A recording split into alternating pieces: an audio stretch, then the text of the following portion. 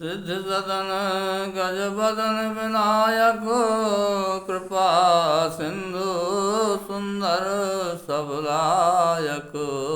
सिद्ध सदन गज बदन विनायक कृपा सिंधु सुंदर सबलायक।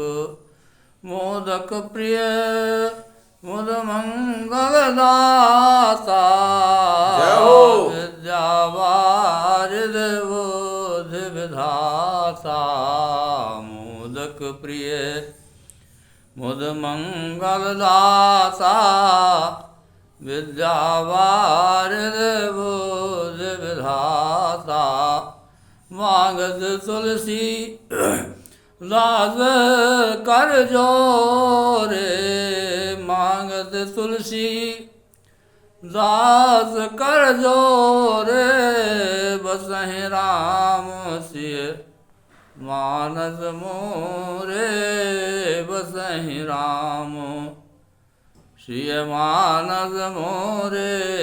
गाये गण पद जगवंदन शंकर सुवन भवानी नंदन। कर प्रणाम तेरे चरणों में लगता हूँ अब तेरे काज। पालन करने को आज्ञा तो मैं नियुक्त होता हूँ आज। अंतर में स्थित रहकर मेरे बाग डोर पकड़े रहना। निपट निरंकुश चंचल मन को सावधान करते रहना। अंतर्यामी को अंतः स्थित देख सशंकित होवे मन। पाप वासना के उठते ही हो नाश लाज से वह जलभुन। जीवों का कलरव जो दिन भर सुनने में मेरे आवे। तेरा ही गुणगान जान मन प्रमुदित हो अति सुख पावे। तू ही है सर्वत्र व्याप्त हरे तुझ में यह सारा संसार। इसी भावना से अंतर मिलूं सभी से तुझे निहार। प्रतिफलन इंद्रिय समूह से जो कुछ भी आचार करूं केवल तुझे रिझाने को बस तेरा ही व्यवहार करूं। केवल तुझे रिझाने को बस तेरा ही व्यवहार करूं। हर जो आए विराजिए कदा सुनो इतिहास। तुम द्रोदाया माल के तो पद रज हनुदास। भक्त भक्त भगवंत गुरु चतुर नाम वपुए। इनके पद बंधन किए नासत विघ्न अनेक। लखन सिया रामचंद्र की जय उमापति महादेव की जय। पवन सुत हनुमान की जय। वृंदावन कृष्ण चंद्र की जय। बोलो भाई सब संतन की जय। जय जय सीताराम गुरुदेव भगवान की जय हो जय हो जय हो।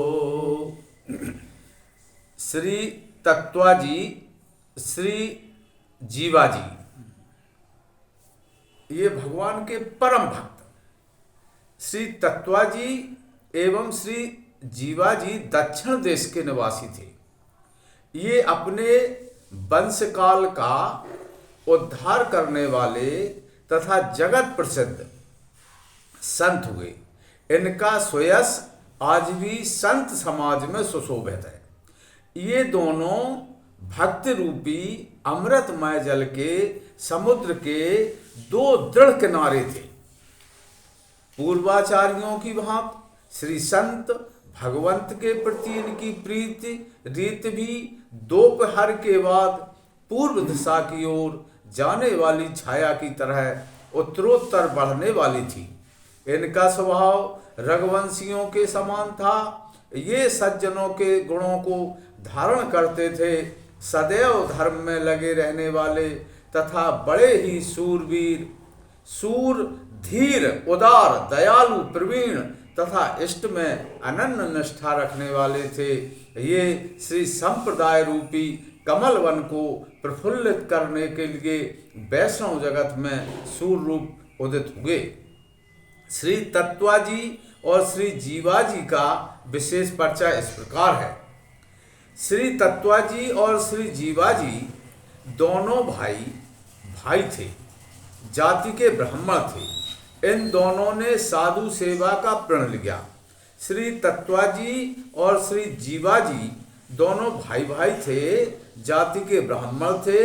इन दोनों ने साधु सेवा का प्रण लिया था, परंतु मन में एक बात सोच रखे थे कि जिस संत के चरणामृत से सिंचन करने से सूखा वृक्ष हरा भरा था, परंतु मन में एक बात सोच रहे थे, हो जाएगा, उसी से मंत्र दीक्षा लेंगे। संयोग से एक बार इनके यहाँ श्री कबीरदास जी आए। इन लोगों की आशा पूर्ण हो गई थी। दोनों ने श्री कबीरदास जी के चरणों में पकड़कर प्रणाम किया और दीक्षा के लिए प्रार्थना की।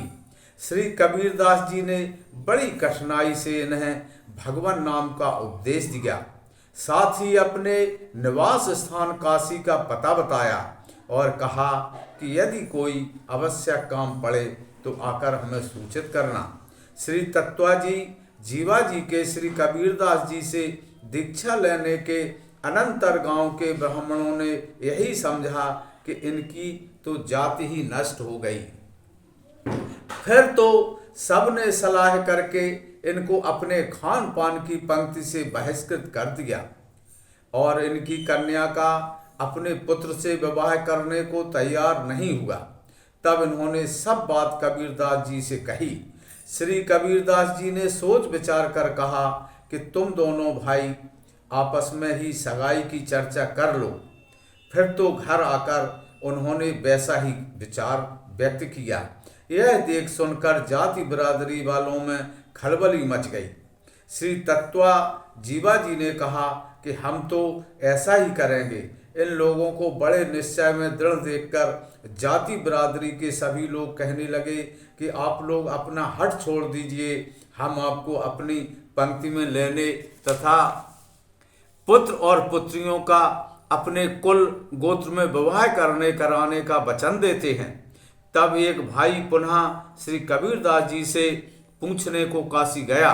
श्री कबीरदास जी ने कहा कि यदि वे लोग झुक रहे हैं तो उन्हें पंक्ति भक्ति पथ में दृढ़ कीजिए, फिर वे जैसे कहें वैसा ही विवाह कीजिए। श्री गुरुदेव के आज्ञानुसार सभी कुल कुटुंबियों को भक्ति में आरूढ़ करके इन्होंने अपनी कन्या उन्हें दी और उनकी कन्याओं से अपने पुत्रों का विवाह किया। उन लोगों ने भी प्रसन्न होकर इन्हें अपनी पंक्ति में मिला लिया। ऐसी थी श्री तत्वा जीवाजी की दृढ़ गुरुनिष्ठा एवं संतों के प्रति सद्भाव। श्री माधवदास जी की चर्चा। विनय की मूर्ति भगवान वेदव्यास जी ने ही मानो श्री माधवदास जी के रूप में प्रकट होकर जगत का कल्याण किया। श्री वेदव्यास जी ने पहले द्वापर में वेद का विभाजन किया तथा 18 पुराणों का गान किया। फिर महाभारत की रचना की। चारों वेद, 17 पुराण, 18 हो, भगवत पुराण किया था। हाँ, पुराण एवं महाभारत मंथन करके नवनीत रूप में श्री हरि सुयस प्रधान श्रीमद् भागवत नामक 18वें पुराण की रचना की। अब श्री माधव दास जी के रूप में प्रकट होकर पुनः आपने सब ग्रंथों के तात्पर्य को खोज कर उनका अर्थ बोलचाल की भाषा में विस्तार से वर्णन किया। जय जय शब्द संयुक्त भगवान की लीला का गान कर जगत में प्रचुर प्रचार करके असंख्य जीवों को संसार सागर से पार किया। इनके इष्ट श्री जगन्नाथ भगवान थे। ये वैराग्य की सीमा थे। इनका हृदय करुणा रस से सदा सराबोर रहता था। श्री माधवदास जी कानकुब्ज ब्राह्मण थे। गृहस्थ आश्रम में अब आपने अच्छी धन संपत्ति कमाई। आप बड़े ही विद्वान तथा धार्मिक भक्त थे। जब आपकी धर्मपत्नी स्वर्गलोक को सिधारी तब आपके हृदय में संसार से सहसा वैराग हो गया। संसार को निस्सार समझकर आपने घर छोड़कर जगन्नाथपुरी का रास्ता पकड़ा। वहां पहुंचकर आप समुद्र के किनारे एकांत स्थान में पड़े रहे और अपने को भगवत ध्यान में तल्लीन कर दिया। आप ऐसे ध्यान मग्न हुए कि आपको अन्न जल की भी सुध न रही। प्रेम की यही दशा है। इस प्रकार जब बिना अन्न जल आपको कई दिन बीत गए तब दयालु जगन्नाथ जी को आपका इस प्रकार भूखे रहना न सहा गया, परंतु सुभद्रा जी को आज्ञा दी कि आप स्वयं उत्तम से उत्तम भोग सुवर्ण थाल में रखकर मेरे भक्त माधव के पास पहुंचाओ। सुभद्रा जी प्रभु की आज्ञा पाकर सुवर्ण थाल सजाकर माधव दास जी के पास पहुंची। आपने देखा कि माधव तो ध्यान में ऐसा मग्न है कि उनके आने का भी कुछ ध्यान नहीं करता। अपनी आंखें मूंदे प्रभु की परम मनोहर मूर्ति का ध्यान कर रहा है। अतएव आप भी ध्यान में विक्षेप करना उचित न समझ थाल रखकर चली आईं। जब माधवदास जी का ध्यान समाप्त हुआ तब वे सुवर्ण का थाल देखकर भगवत कृपा का अनुभव करते हुए आनंदाश्रु बहाने लगे। भोग लगाया, प्रसाद पा, थाल को एक ओर रख दिया, फिर ध्यान मग्न हो गए। उधर जब भगवान के पट खुले तब पुजारियों ने सोने का एक थाल न देख बड़ा शोरगुल मचाया। पुरी भर में तलाशी होने लगी। ढूंढते ढूंढते थाल माधवदास जी के पास पड़ा पाया गया। बस फिर क्या था, माधवदास जी को चोर समझकर उन पर चाबुक पड़ने लगे। माधवदास जी ने मुस्कुराते हुए सब चोटें सह लीं। रात्रि में पुजारियों को भयंकर स्वप्न दिखलाई दिया। भगवान ने स्वप्न में कहा, मैंने माधव की चोट अपने ऊपर ले ली, अब तुम्हारा सत्यानाश कर दूंगा, नहीं तो चरणों पर पड़कर अपने अपराध क्षमा करवा लो। बेचारे पंडा दौड़ते हुए माधवदास जी के पास पहुँचे और उनके चरणों पर जा गिरे। माधवदास जी ने तुरंत क्षमा प्रदान कर उन्हें निर्भय किया। भक्तों की दयालुता स्वाभाविक है। अब माधवदास जी के प्रेम की दशा ऐसी हो गई कि जब कभी आप भगवत दर्शन के लिए मंदिर में जाते तब प्रभु की मूर्ति को ही एकटक देखते रह जाते। दर्शन समाप्त होने पर आप तल्लीन अवस्था में वहीं खड़े खड़े पुजारियों को देखते देखते अदृश्य हो जाते। एक बार आप रात्रि में मंदिर में ही रुके रहे। वहां जब रात्रि में आपको जाड़ा लगने लगा तो स्वयं जगन्नाथ जी ने अपनी रजाई उठा दी। एक बार माधवदास जी को अतिसार का रोग हो गया। अतिसार, दस्त, पेट की खराबी। आप समुद्र के किनारे दूर जा पड़े। वहां इतने दुर्बल हो गए कि उठ बैठ नहीं सकते थे। ऐसी दशा में जगन्नाथ जी स्वयं सेवक बनकर आपकी शुश्रूषा करने लगे। जब माधवदास जी को कुछ होश आया तब उन्होंने तुरंत पहचान लिया कि हो न हो ये प्रभु ही हैं।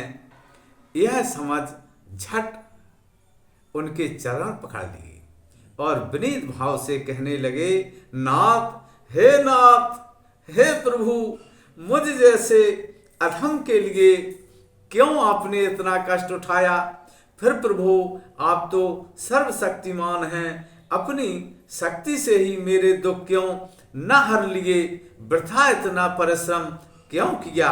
भगवान कहने लगे, माधव मुझसे भक्तों का कष्ट नहीं सहा जाता, उनकी सेवा के योग में अपने सेवा किसी को नहीं समझता, इसी कारण तुम्हारी सेवा मैंने स्वयं की। और तुम जानते हो कि प्रारब्ध भोगने से ही नष्ट होता है, यह मेरा ही नियम है, इसे मैं क्यों तोड़ूं। इसलिए केवल सेवा करके प्रारब्ध भोग भक्तों से करवाता हूँ और इसकी सत्यता संसार को दिखलाता हूँ कि भगवान यह कहकर अंतर ध्यान हो गए। इधर माधवदास जी के भी सब दुख दूर हो गए।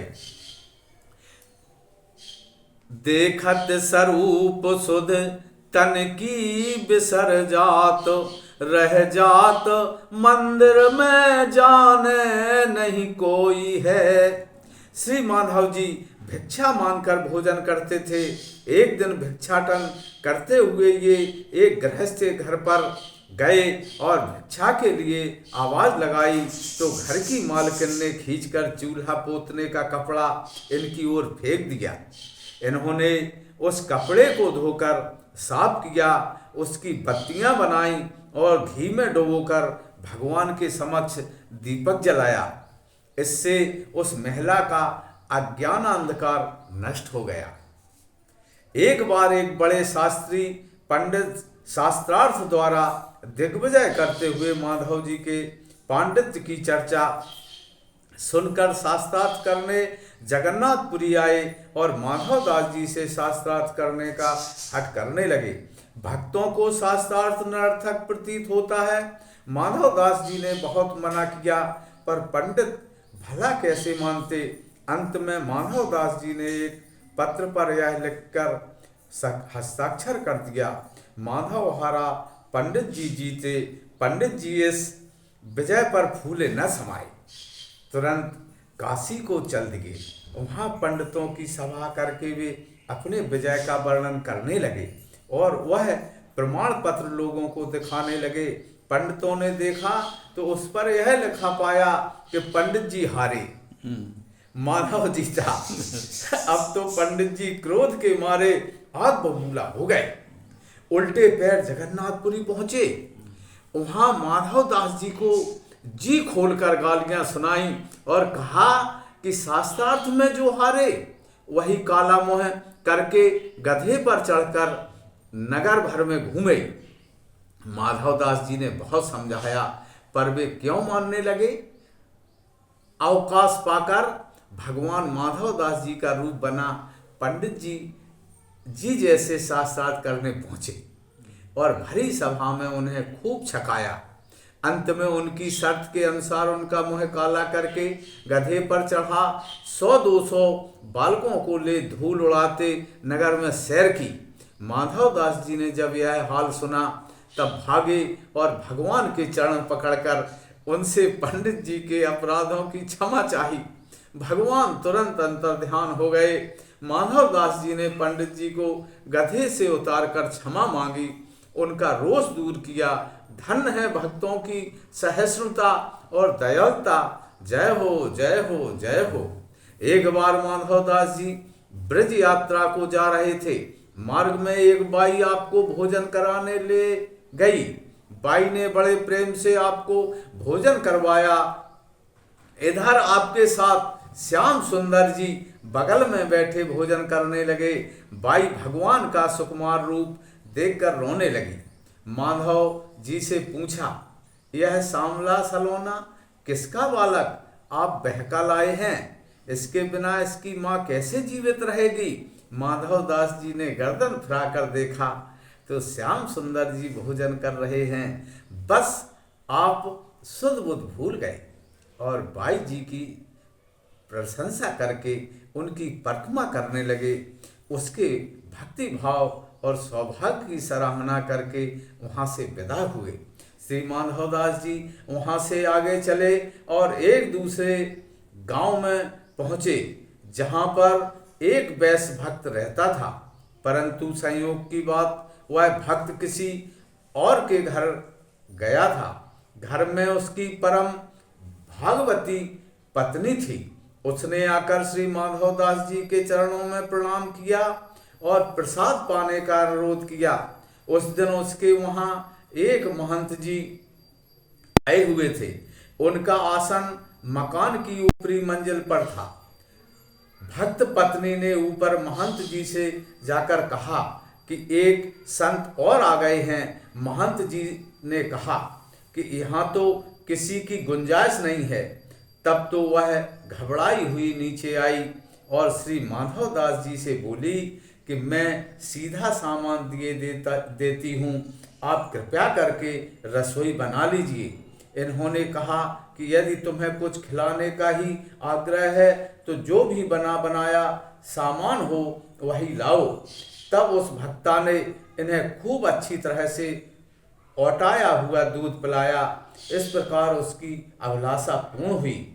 चलते समय इन्होंने कहा कि भक्त जी आए तो कह देना कि जगन्नाथ जी माधव जी आए थे। भक्त पत्नी को अपना परिचय देकर श्री माधवदास जी वहां से उठकर चल दिए। इनके जाने के थोड़ी ही देर बाद वह महाजन भक्त घर पर आया। तब उसकी पत्नी ने श्री माधवदास जी का नाम सुनाया। यह सुंदर एवं शुभ समाचार सुनते ही महाजन भक्त दौड़ पड़े। उनके साथ ही वे महंत जी भी दौड़े। दोनों ही जाकर श्री माधवदास जी के चरणों में लिपट गए।